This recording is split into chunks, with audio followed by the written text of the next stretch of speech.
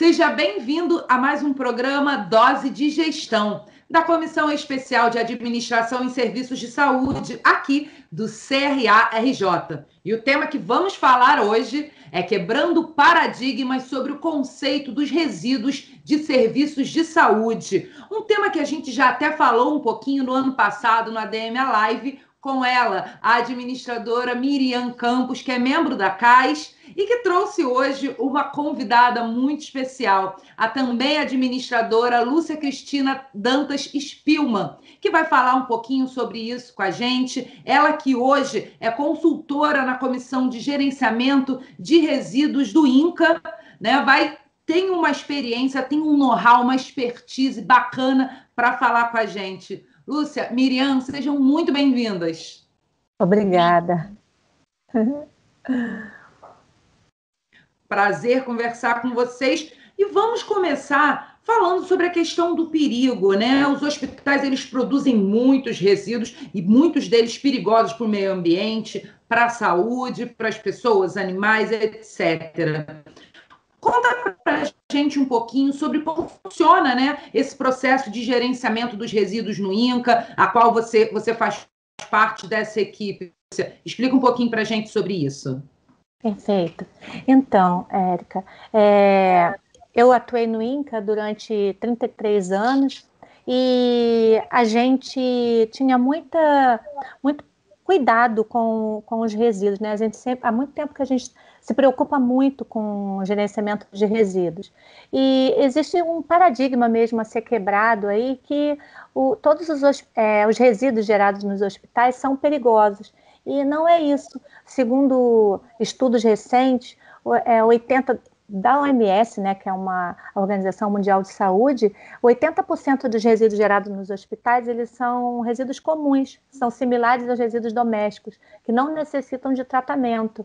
Então, a gente precisava também quebrar isso na cabeça dos profissionais, porque na formação deles, né, era cultural que todos os resíduos gerados ali eram perigosos e a gente precisou fazer um estudo, um planejamento, e foi com a RDC 222 de 2018 e com a antecessora, a RDC 306 de 2004, né, que nós nos organizamos e começamos a fazer o plano de gerenciamento de resíduos de serviço de saúde, o nosso PGRSS. E com esse plano, nós implantamos várias ações para minimizar a geração de resíduos biológicos, porque a gente percebeu que o problema estava na segregação. Todos os profissionais, tanto enfermagem quanto laboratório, eles consideravam tudo que eles geravam como um resíduo perigoso. Mas não, tinha muita embalagem, né? O que tinha mesmo contato com o resíduo biológico, com fluidos ou contato direto com o paciente, era muito pouco, né? Então, a gente elaborou o plano de gerenciamento de resíduos, a gente fez o primeiro plano, né, unificado em 2000 começou a fazer em 2004, após a RDC 306, e publicou ele em 2008, né, a gente entregou no INEA para ser aprovado, e a partir daí a gente começou a entregar só anualmente o consolidado dos resíduos gerados. A partir do momento que você entrega o PGRSS para o INEA, anualmente você tem que entregar um consolidado. Bom, aí é isso. Lúcia, no caso, o INCA, ele possui várias unidades, né? Esse PGRSS, você comentou sobre ele ser unificado. Isso na época, hoje, isso existe para todos? Ele é unificado em todas as unidades ou é somente um para cada unidade? Então, nós tínhamos optado por fazer um PGRS único. Nós somos 4 unidades hospitalares, né? Somos 4 hospitais em endereços diferentes. E, atualmente, nós temos um CPF para cada unidade. Então, com isso, a gente ficou melhor adaptarmos um PGRS para cada unidade. Isso foi uma necessidade, né, que nós verificamos com o decorrer do tempo, com a prática. Mas, assim, as ações básicas são iguais, são padronizadas, né? Os POPs, as instruções de serviço, as normas, são iguais para todos os hospitais. Mas a gente viu que precisava, por questões de burocracia mesmo, o diretor do hospital, de cada hospital tem o seu diretor, né? Então a gente preferiu entregar no INEA o PGRSS de cada unidade. Hoje cada uma trabalha com o seu PGRSS, mas nós temos uma comissão, que é uma comissão única de representantes de cada unidade, com enfermeiros, administradores, farmacêuticos, técnicos de segurança do trabalho. A nossa comissão é uma comissão única que atua exatamente nessa parte, unificando as ações, né? Eu achei interessante um item que a Lúcia falou, e eu queria ver, na visão da Miriam, se isso compreende outros locais, que é a questão de fazer um trabalho de conscientização dos próprios profissionais, né, sobre a periculosidade desses resíduos, né? Isso era uma característica apenas dos trabalhadores do INCA, né, por trabalhar com algo muito específico, né, como o trabalho oncológico, ou os outros hospitais também têm essa visão. Como é que você percebe isso nessa questão dos resíduos, Miriam? Então, exatamente, como pesquisadora, o que eu percebi foi uma necessidade de compartilhar informação. Independente do tipo de unidade, de hospital, do que seja, do porte físico também da organização, é necessário fazer esse tratamento com resíduo, é necessário identificar a importância da segregação dos resíduos. Nós identificamos eles para um tratamento correto. Isso é muito importante. Lúcia, vocês realizam uma coleta seletiva? Ela parou durante a pandemia? Como é que ficou essa questão durante a pandemia? Porque os atendimentos não pararam. Como é que está isso? Então, a gente realiza coleta seletiva há bastante tempo, sabe? Nós nos organizamos desde essa época, quer dizer, quando a gente montou o plano ele engloba os resíduos recicláveis também.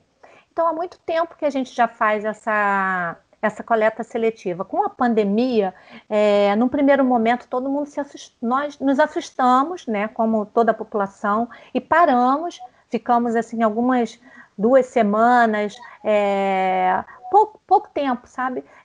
Tentando ver como é que ia desenrolar. Mas nós já nos organizamos tanto que o nosso volume de reciclável é muito grande. Então, transformá-lo em resíduo comum de uma hora para outra era realmente muito complicado. Eu não ia ter contentor suficiente, o meu contrato não ia conseguir, porque nós temos um limite contratual, né? A gente pode aumentar até 25%, né? Ou diminuir, né? Fazer um termo aditivo no contrato público para aumentar ou diminuir a quantidade de resíduo que você contratou com aquela empresa. Então, naquele momento, a gente resolveu deixar aquele material, no primeiro momento, a gente deixava ele reservado, como se fosse em decaimento, como a gente faz com resíduo radioativo. Então, a gente deixava aquele material reservado no depósito durante uma semana, para então entregar para a cooperativa. Então, no primeiro momento, a gente teve muita preocupação, ficou aguardando estudos, né? Houveram alguns estudos que foram desmistificando, dizendo que a contaminação nos materiais não estavam comprovadas, que isso não permanecia por muito tempo, né? Hoje nós geramos em torno de 41 toneladas de material reciclado por ano. A gente vem aumentando gradativamente, ano a ano, essa quantidade de material reciclado. Então, com a pandemia, nós nos assustamos muito. Como que a gente vai conseguir, de uma hora para outra, parar de enviar para reciclagem esse material? A gente percebeu isso também, esse impacto também na indústria, quando a gente foi conversar com algumas empresas sobre esse pessoal que vivia, né, do recebimento do material reciclado, eles também tiveram um impacto muito grande. Então, nós somos grandes geradores, né? Existem as coletas domiciliares de material reciclável, mas essas instituições grandes, né, elas são grandes geradores de material reciclável. Então, se ela parasse, ia ser um impacto muito grande. Nós paramos por muito pouco tempo, avaliamos os estudos e continuamos com a reciclagem. A gente não parou assim por muito tempo, não. E a gente gera muito material reciclável. É aquilo que eu falei, dentro daqueles 80% de material que a Organização Mundial de Saúde considera comum, dentro dele nós tiramos o material reciclado. Imagina todas as embalagens de gaze, embalagem de luva, embalagens de medicamento, embalagens, caixas de papelão. Às vezes os materiais vêm embalados em embalagens primárias, secundárias, terciárias. Então é um volume enorme que os hospitais geram, porque normalmente as coisas vêm, os materiais hospitalares vêm embalados individualmente. Não é isso. Falando no resíduo, referente à demanda durante a pandemia, o início da Covid, como foi para vocês isso, o resíduo biológico, o resíduo como um todo, né? Foi possível quantificar um aumento do resíduo 2019-2020? Sim, sim. Nós obedecemos a norma técnica número 4, né, da Anvisa. Essa norma chegou para a gente em 30 de janeiro de 2020. Nela já vinha a orientação como seria o descarte desse resíduo, né, um resíduo biológico. Ele seguiria o mesmo processo, né, o mesmo manejo do resíduo biológico, né, dos grupos que a gente já fazia. Então não mudaria muito a nossa rotina, nosso encaminhamento do INCA para o destino final. Mas internamente nós tivemos que mudar o fluxo, né, conversar muito com as equipes, nos unimos com a comissão de infecção hospitalar e montamos uma estratégia, divulgamos essas informações em descanso de tela de computador, em quadros de aviso, em display nos elevadores, como descartar as máscaras. Fizemos uma série assim, de ações para minimizar, né, esse impacto e o medo que todos os profissionais estavam tendo com o descarte do resíduo de Covid. Nós percebemos que aumentou em 20% entre 2019 e 2020, quer dizer, foi um impacto bem grande. Mas, como eu falei, com relação ao contrato que nós temos com as empresas, nós podemos aumentar até 25%, né, o volume que a gente contratou. Tanto aumentar quanto reduzir, né, se fosse o caso de redução de algum outro. Então, foram essas ações que a gente tomou, sempre com base na norma técnica da Anvisa, né, que nos orientava, inclusive, quanto ao gerenciamento do resíduo, que ele seria biológico, que ele poderia ser descartado em saco vermelho ou em saco branco, né, desde que a legislação do Estado permitisse. E a gente viu que muitos funcionários começaram a descartar, queriam descartar máscara em reciclável. Aí a gente falou, opa, vamos fazer uma ação aqui. Daí foi a hora que a gente fez uma informação específica para máscara e começou a colocar nos elevadores, né, nos displays que a gente tem nos elevadores. Aí rapidamente houve a conscientização, né, dos funcionários e eles ficaram alerta para isso. Então, assim, cada momento, né, que a gente vive dentro do resíduo, a gente vai aprendendo e a gente precisa se unir, estar sempre unido com a comissão de infecção hospitalar, com todas as equipes de enfermagem, né, para poder sanar esses problemas que vão acontecendo.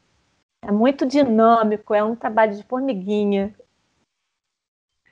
Eu acho maravilhoso vocês falando sobre isso, porque, assim,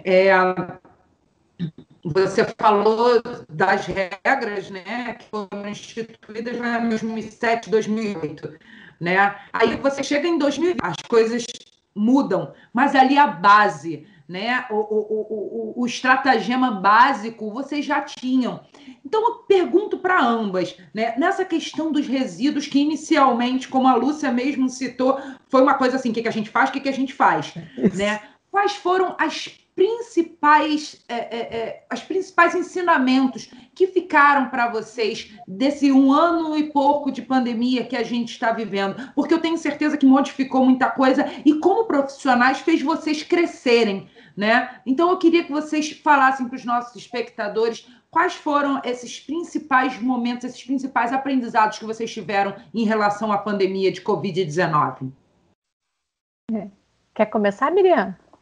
Pode começar. Então, nós, no INCA, né, a experiência que eu tive, no primeiro momento nós temos um curso, né, que é um curso de gerenciamento de resíduos, nós precisamos atualizar aquele curso, incluir o módulo de Covid, porque era uma coisa, um processo muito novo para todo mundo, então não bastava a gente tratar ele como um resíduo biológico, nós optamos por incluir um módulo, né, de Covid no curso.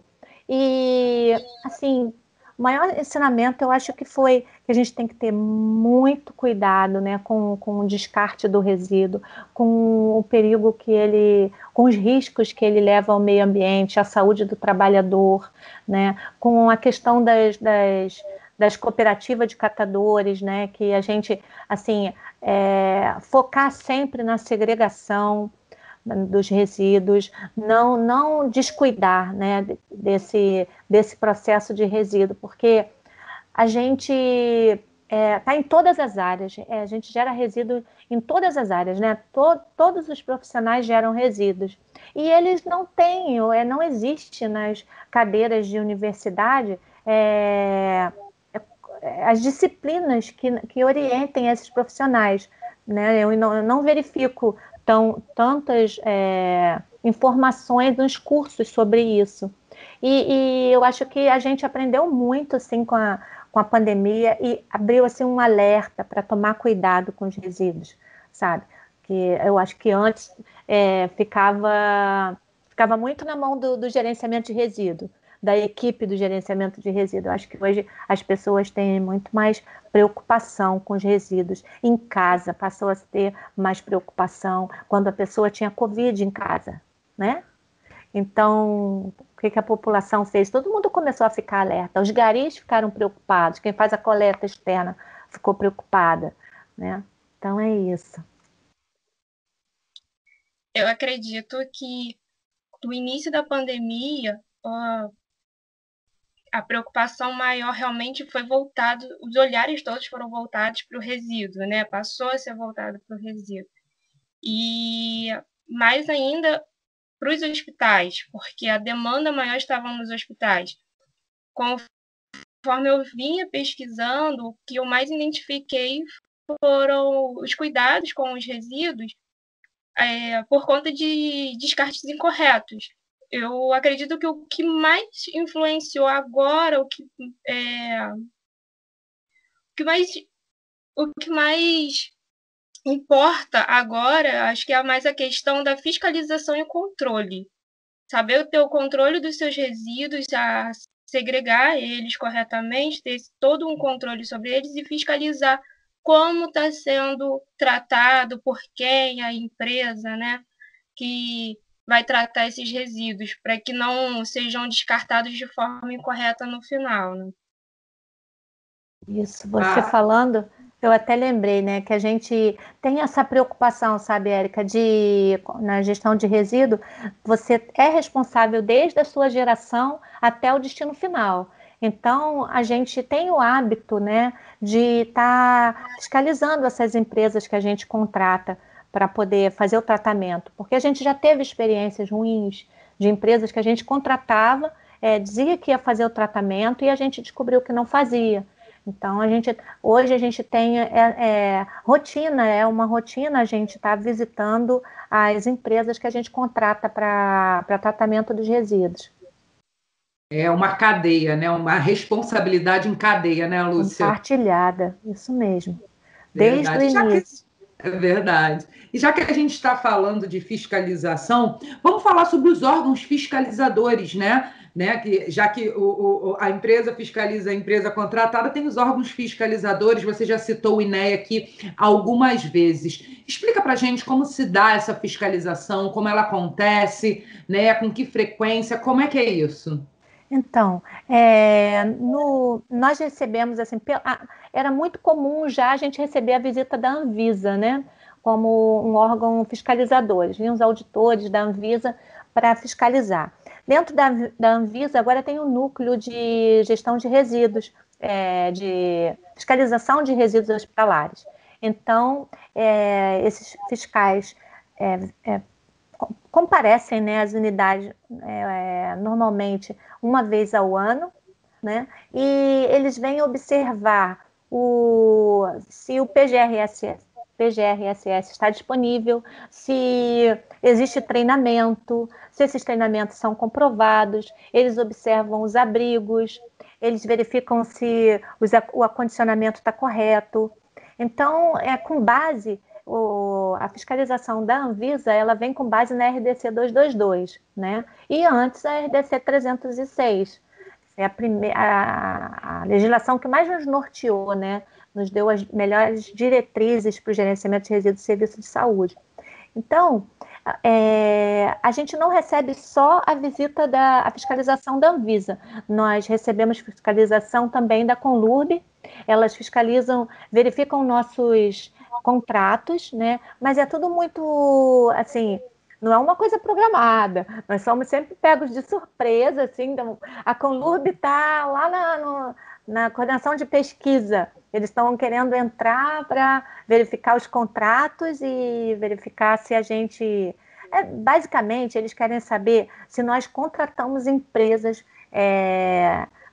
legalizadas, né, para dar o encaminhamento para o resíduo.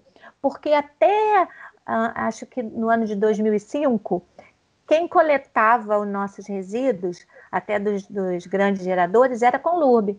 Mas aí saiu uma legislação em que nós seríamos responsáveis, né?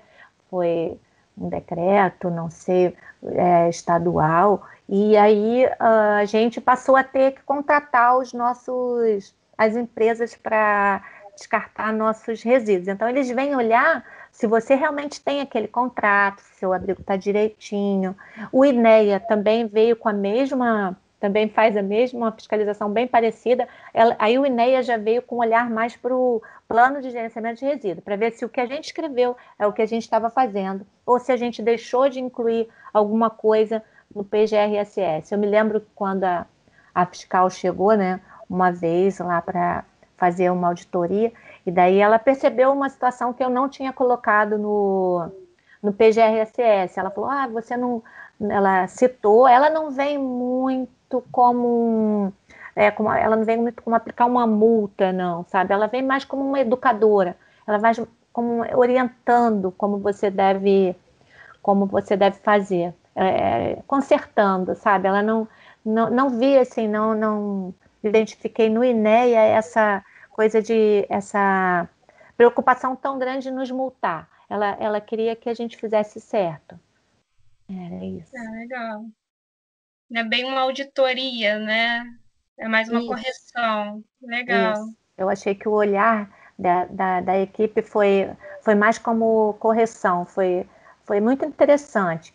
A Anvisa também, quando os auditores vêm, eles nos dão um relatório, né, depois de 15, 30 dias da visita, eles nos dão um relatório e nos dão um tempo para corrigir as não conformidades que eles encontram.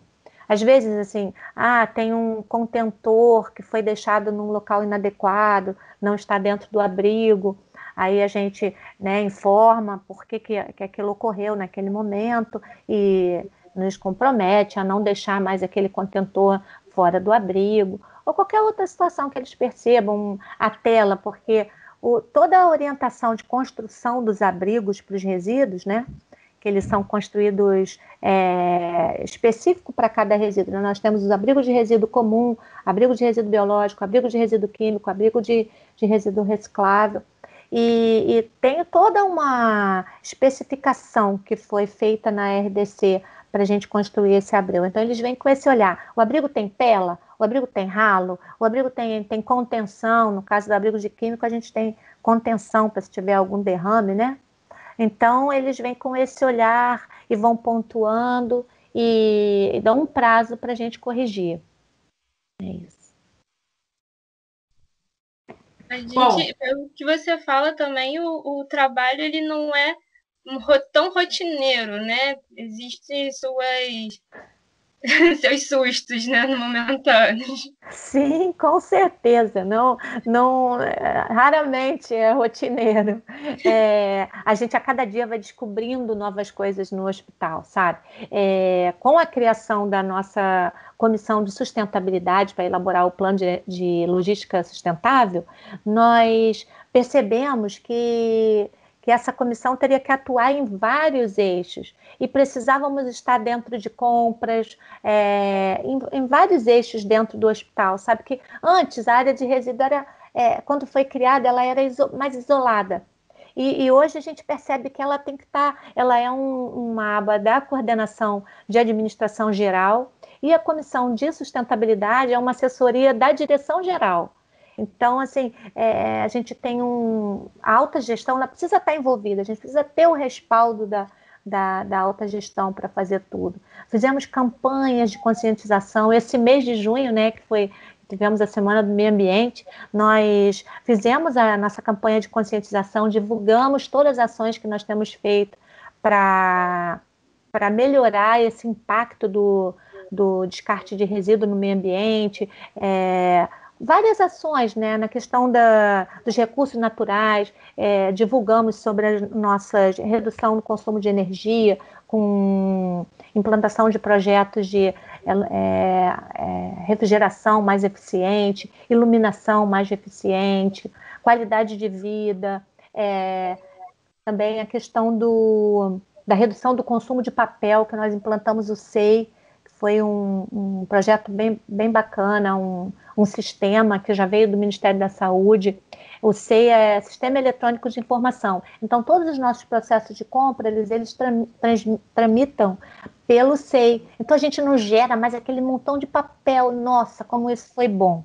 Como isso foi bom. Nós não avançamos ainda para ter um prontuário todo eletrônico, mas eu acho que isso também ainda não é válido Oi?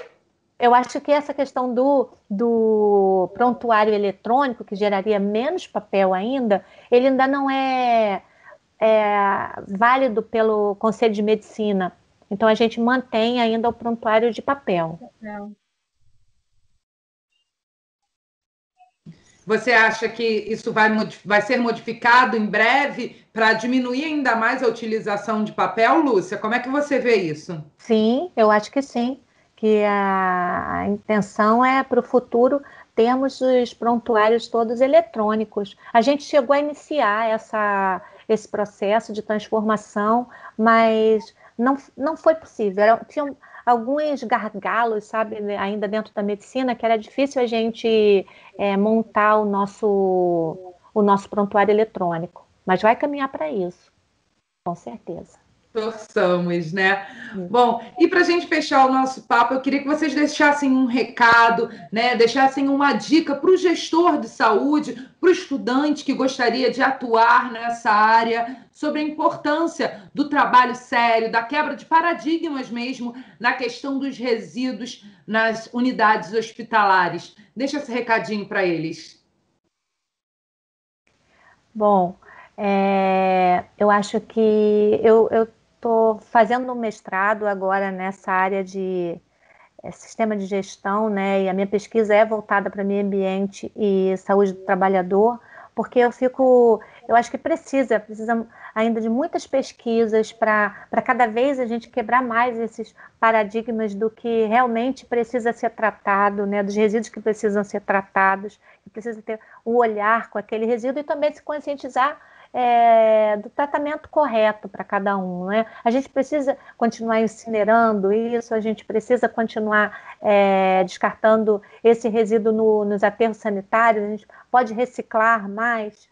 Então, precisa de pesquisa, mais pesquisas, com certeza, para isso. Eu vejo que ainda tem muita coisa para a gente aprender, né, pesquisar para os alunos nessa área de resíduo. Eu acho que é uma área muito rica, né? Eu aprendi muito e vejo que essa é uma área muito rica. Acredito também que seja uma área muito rica, no tanto que estou pesquisando nessa área, né? Eu tenho mergulhado a fundo e aprendendo cada dia mais, né? Acabei de aprender mais coisas aqui com a senhora, mas eu acredito que o passo fundamental é a conscientização, a gente saber dar importância ao resíduo, né? A gente pode começar até dentro de casa. Quanto mais a gente conseguir mudar nossos hábitos, melhor vai ser o nosso futuro. E a gente tem que se preocupar com isso, com o nosso futuro. Exatamente. Até dentro de casa, né, Miriam? Como a gente traz coisas da gerência de resíduo do hospital para dentro de casa. Hoje em dia eu tomo muito cuidado. A gente eu faço reciclagem de tampinhas, eu faço tudo aqui em casa a gente recicla. Meu filho vem sempre assim com um pacote de biscoito, ele come o biscoito. Mãe, aonde eu descarto isso aqui? Caio, eu já lhe disse. Pacote de biscoito é na reciclagem. Mãe, mas ele está um pouco sujo por dentro.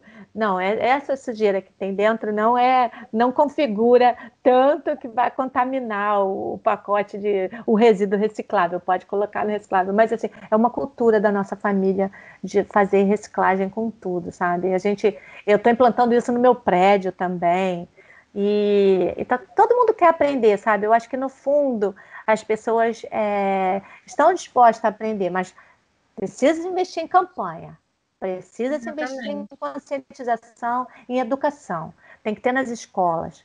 Acho que tem que fazer estudos sobre isso. O que está disponível para a população? Nos cursos primários, nos cursos, né, no ensino médio, no ensino universitário, isso tem que vir desde criança, essa educação ambiental, esse cuidado com o meio ambiente, né? Com o que a gente gera, o que a gente está deixando para o nosso planeta, né? Para os nossos filhos aí. Exatamente. É o famoso não tem o jogar fora, né? Porque não tem fora. Exatamente. É tudo aqui dentro, né? Está tudo aqui dentro. Então, temos que estar preocupados, sim, com o nosso planeta, conscientizar os nossos filhos, conscientizar. Isso só na escola, né? Acho que é educação. Educação. Que o futuro seja melhor. Lúcia, Miriam, eu agradeço muito a participação de vocês aqui no Dose de Gestão. Foi um prazer e, como a Miriam disse, aprendemos muito. Muito obrigada. Ai, que bom. Foi um prazer, foi todo meu. Eu fiquei muito